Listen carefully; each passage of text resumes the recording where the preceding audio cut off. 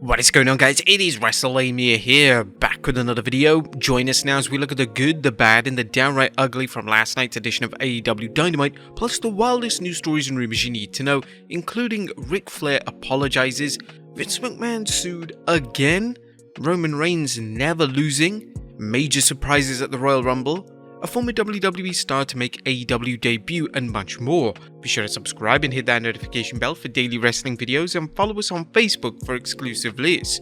Also check out our new channel, Wrestlelamia Shorts. As always, we won't recap the matches, but just look at the good, the bad, and the downright ugly. As always, we start off with the good as number 1, strong presentation of Ricky Starks. This week's edition of AEW Dynamite started off hot as Ricky Starks teamed with Action Andretti to take on Chris Jericho and Sammy Guevara. Although Starks and Andretti lost thanks to outside interference by Daniel Garcia, it's evident that AEW are adamant on making Starks the next top guy in the company. Starks was presented incredibly strong in the match, and AEW avoided him taking the fall. Starks is set for a huge 2023, and the crowd responses continue to show that AEW are justified in pushing the 32-year-old. Number 2, Darby Allin vs Buddy Matthews. Darby Allin once again defended his TNT title last night on Dynamite, this time against the often overlooked Buddy Matthews. The match between the two was outstanding and highlighted why Allin is one of the most featured talents in AEW, and why Matthews is often regarded as one of the best in-ring performers around today. Although it was Allin who got the win, hopefully the match opens the door for Matthews to wrestle more matches on TV as a crowd were into him, and Matthews would be a welcomed addition to AEW's thriving mid-card. Number 3, Bryan Danielson vs Brian Cage. MJF's arch-rival Bryan Danielson took on Brian Cage last night, and as expected, it was another excellent showcase from Danielson. Danielson managed to make Cage shine whilst maintaining his credibility. Danielson's AEW run has been tremendous, and Danielson is outright refusing to have anything less than a stellar match every time he steps into the squared circle. Wonderful stuff once again from the American Dragon. And Jay Briscoe tribute match. AEW Dynamite climaxed with a Jay Briscoe tribute match between Mark Briscoe and Jay Lethal. Thankfully, Warner Media came to their senses and allowed Mark to perform on the show. The match was an emotional one, and both wrestlers should be immensely proud of their efforts. Mark managed to get the win, and following his victory, the AEW locker room filled the stage and applauded while standing under a giant image of Jay Briscoe, which was presented on the screen. It was a touching tribute to a human being that will be dearly missed. But that was a good. What about the bad is number 1, Ethan Page and Matt Hardy's tag team. Ethan Page and Matt Hardy teamed up on Dynamite last night to take on Hook and Jack Perry. The Page and Hardy tag team is doing little to generate fan excitement. There is a distinct lack of chemistry between the duo. The tag team seems like a placeholder until Tony Khan can find something more suitable for both wrestlers to do on the show. And number 2, Ruby Soho vs Toni Storm. The random heel turn of Toni Storm and Saraya was heavily criticized last week. The heel turn made little sense, and fans are still confused as to why it happened. Storm would wrestle Ruby Soho on the show last night, and Soho got the win thanks to a distraction by Britt Baker. AEW are going to have to offer fans a logical explanation as to why these random heel turns have happened, as the women's division is extremely disorganized.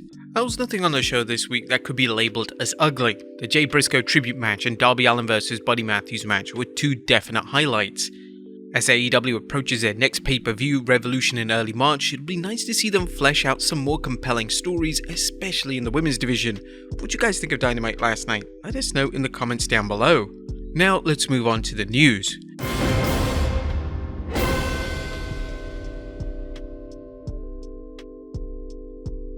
At first, we looked at Ric Flair apologizes to Becky Lynch. Our top story today examines a development in the ongoing saga between Ric Flair and Becky Lynch. On the latest edition of the To Be The Man podcast, Flair shockingly revealed that he apologized to Lynch backstage at Raw 30 this past Monday. Hopefully this marks the end of a rather petty feud between Flair and Lynch. Next up, Vince McMahon sued again. The lawsuits against Vince McMahon keep rolling in, and the latest lawsuit comes from 2 WWE shareholders. Bloomberg reports that McMahon is being sued by Carol Casale and Crystal Lavelle, and the lawsuit relates to McMahon's alleged history of paying to cover up sexual harassment accusations. McMahon has already had a troublesome 2023, and we're only 23 days into the calendar year.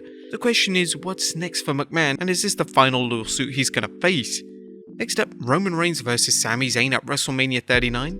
It's been extensively reported over the past few weeks that The Rock will not be competing at WrestleMania 39 this year. Although a strong portion of fans believe this to be a ruse, speculation is now rampant in relation to just who Reigns will face at the big event. Some fans are suggesting that Sami Zayn is the one to face Reigns. The Zayn bloodline story is so strong and so compelling that it makes sense to bring the storyline to a close at WrestleMania. However, according to Dave Meltzer on the Wrestling Observer Radio, WWE have not considered the matchup, so it looks like Zayn vs Reigns isn't the plan at this stage.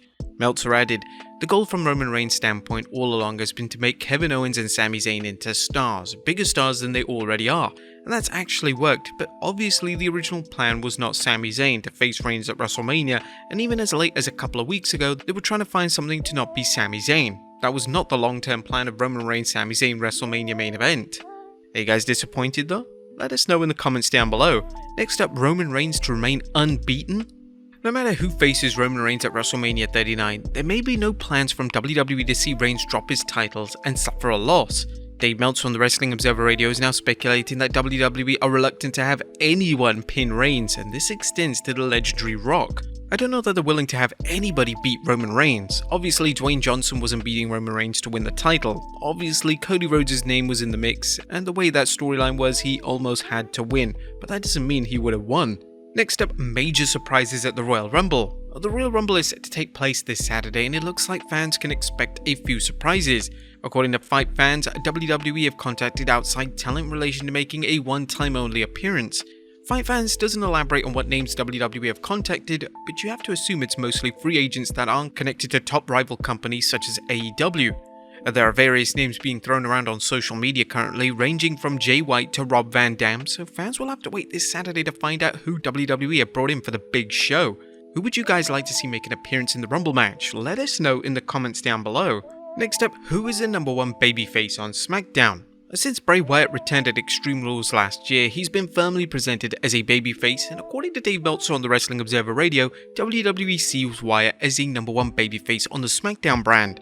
This means that WWE sees Wyatt above the likes of Drew McIntyre and Sheamus in the babyface pecking order. Meltzer would also discuss the possibility of Wyatt facing Roman Reigns down the line, but Meltzer made some interesting points relating to Wyatt's prior rivalries. I mean, it's possible. Bray is considered the #1 babyface on SmackDown. He's the biggest slotted star that Roman has not worked with, but Roman also knows that people who work with Bray always look a lot worse than going in. And finally, a former WWE star to make AEW debut. Our final story takes a look at a former WWE star who's set to debut for AEW next week. On last night's edition of Dynamite, MJF cut a backstage promo announcing that he had reached out to a man who loves inflicting pain, and this man would be facing Bryan Danielson on the show next week. Well, the man in question, Timothy Thatcher. Yeah, it's unclear if Thatcher is signed to an extended AEW deal or he's just making a one-time only appearance. But there you have it folks, the wildest news stories and rumors you need to know. Be sure to leave your comments down below, and I'll see you next time with some more wrestling content.